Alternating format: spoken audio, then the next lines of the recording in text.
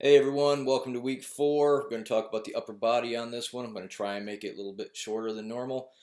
It's going to be generally the same as week before, except we're going to be doing 3 sets of 8.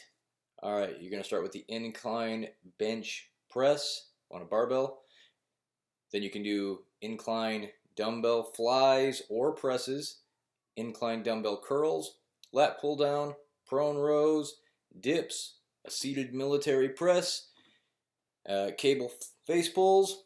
Then you're going to move over, do that push-up pyramid we did last week, and however long that takes you, subtract from 20, and then finish it off with any type of cardio you choose. That's the full workout for day 1 and day 3. Have fun.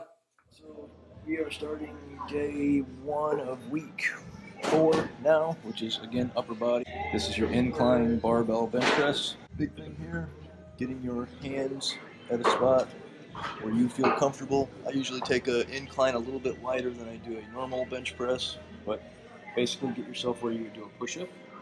You can actually put the bar on the ground, do a push-up over it, and that's where you should put your hands. And for me, I come a little wider on this.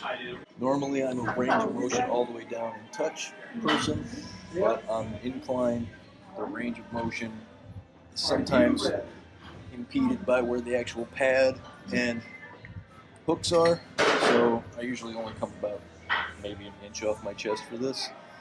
Lifting herself, she's coming down to the top of her chest and straight up, which is what you want to see. If the more you come out, the more you're just going to end up causing it to be a regular bench press. We're focusing on the top, weaker part of the chest. Her arms have just a slight bend, they're not straight out. Alright, Lorna is again doing the incline dumbbell fly. This is the same thing we did last week. The only difference is this week, just got it set at a higher incline. Last week we were at about a 40 or 30. This week we're at 45. And really the only difference that is it just adds more of your shoulder muscle into the lift. So it kind of makes it more of a compound exercise as opposed to just straight pectoral, high pectoral. And come down to just about parallel, a little above so you don't hurt your shoulder. Up, pressing the chest muscles together as you go. And you can see here and here, it starts to flex and tighten up. That'll keep your chest where you want it, as well as your arms from getting saggy. The other day we did incline flies. The only difference, what we're doing here today, is we're doing an incline press. So you can see her pressing the weight straight up, as opposed to coming more out and in. Last week we were doing a barbell curl. This week we're doing dumbbell curls incline. So you're sitting in a seat, just like you. So right after those dumbbell flies, stay in the same position. Let the dumbbells fall down really straight. Now what you're going to see some people do here is try to swing. It's kind of feeding the purpose. So supinate your arm and come up and squeeze without letting your elbow. You can see as she comes up here, the arm is not moving. Her hair is, but the arm stays in place. She hinges at the elbow. You can see just a little bit of movement, but the bicep is rounding out here. This is the pull down. We've done enough videos on this. Only difference this week is instead of using a bar, I have us using 2 rope handles. Close neutral grip using the V handlebar. Just change things up on yourself so you don't get accustomed to it. Makes it a little bit more difficult. Also increases your grip strength. Okay, this is just another version of a row. We were doing one-arm dumbbell rows last week. This is just a lying row. With the bar, it's all staying machined basically. So you can either go wide grip or inside. Get yourself nice and straight. Now when you do this, you're not just bending your elbows. It's same as before, driving your elbows back, squeezing your shoulder blades together. If you're just bending your elbows, it's a bicep exercise.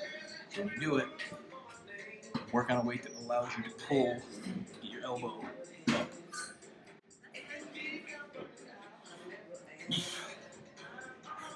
Back straight. All right, so here's Lorna again, all the way down to a stretch, and you can see her elbows as she drives come up past her back, and you can see this is tightening, squeeze right there, good. Her back is straight.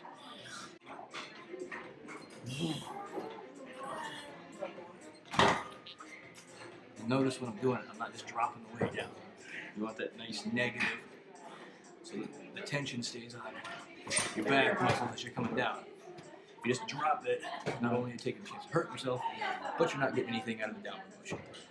Okay, so what we've got here is what's called the assisted dip and pull-up machine. So you can do either pull-ups, which is where she has her arms now. She's going to put them down here for dips. You put your knees on here. And then what it does is it adds weight, which reduces from your body weight. So you take a weight here. If she's 135, so that's basically she's doing dips basically with 40 pounds of her body weight.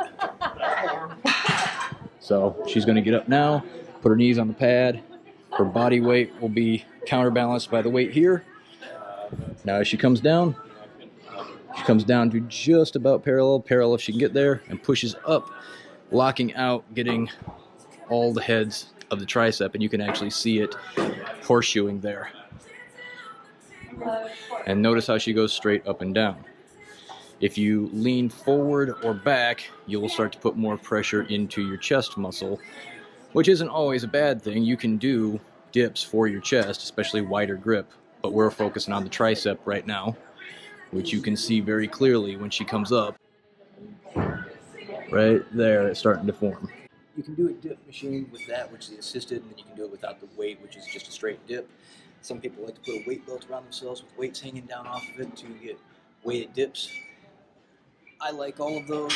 I tend to dislike putting weight on myself like that because it digs into my hips.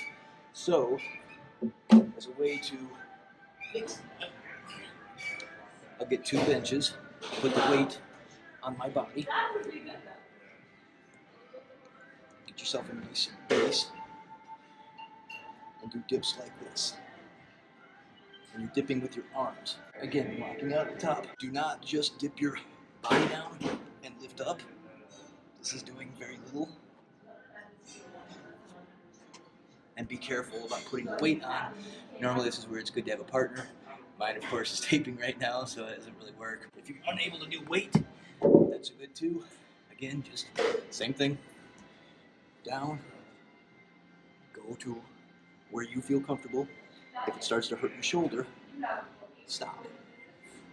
Even if you're not parallel, like if you can only get here, you're still working your tricep. And try to lock out, because when you lock out, you get this head, this little guy right here, and the long head, and these 2 back here are what make this look full. You can have a good looking tricep from this way, and then you come behind somebody and their arm looks like in standard military press. Find a place that gets you, pretty much you're making a nice Y or H with your arms. Come up.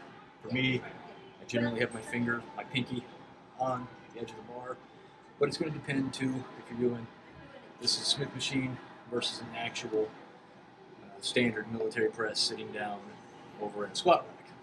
So, get your arms, you want to be forward, way, focus here. If you're back here, you're putting too much stress on your shoulders. Get a good solid base, back straight, abs flex so your core is strong, and push.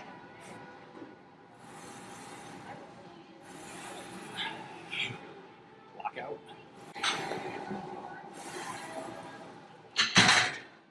Alright, so this is a variation of upright row using a cable. It's called a face pull. This is a low face pull, so if you look at the cable, it's down near the bottom. You can also do them level, which will work more in the delts, and you can go high, which will end up pulling more with your lats. This uses your back, but it's more focused on your shoulders. Get a nice overhand grip, back straight, shoulders level. You can have them stretch a little bit, hunch over while you're doing it. And you're going to pull. Back first. And you come up with your shoulders, squeezing your shoulders together. Gently down, letting your muscles maintain tension the whole time. You want your elbows to come up around your ears. If you're only coming here, you're not going to get as much effort into the shoulders. You come here, you're focusing more on your back. You're driving your elbows back. You want to drive your elbows up. When you're doing it, you should feel here and the middle of your back. Your shoulder blades come together. Straighten your back up a little bit. Bend your knees and straighten up. There you go. So, pull, elbows up. There you go. And you can look here. The muscle right here and here. She's squeezing them together. For all you ladies out there that care about your arms not having that definition you want, your shoulders is one of the first things that will get defined. You'll start to make your tricep and bicep look a little bit better just by causing that muscle in there to be rounder, thereby taking some of the sag off of the other parts of your skin. Okay, so that was the push-up circuit again.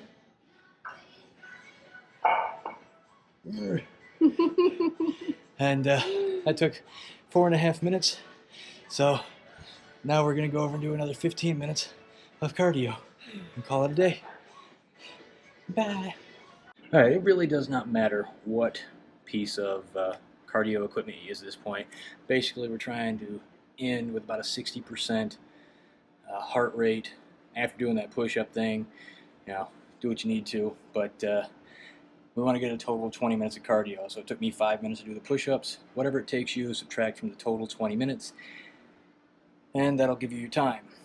Lorna is over there, and I can't zoom this, but she's getting ready to do the treadmill, and I am going to do the stair stepper because I like working my thighs. And honestly, the Army made me hate running. I despise it. So about a half mile is as much as I do of a straight cardio run anymore. Maybe a mile, tops mile and a half if I have nothing else I can do. Up to you. Everybody has their own thing. If you want to do cross trainer, elliptical, if you want to use the rowing machine, it really doesn't matter. Just keep your heart rate up about, for right now, 60% of what your max would be, and do it for a total of 20 minutes.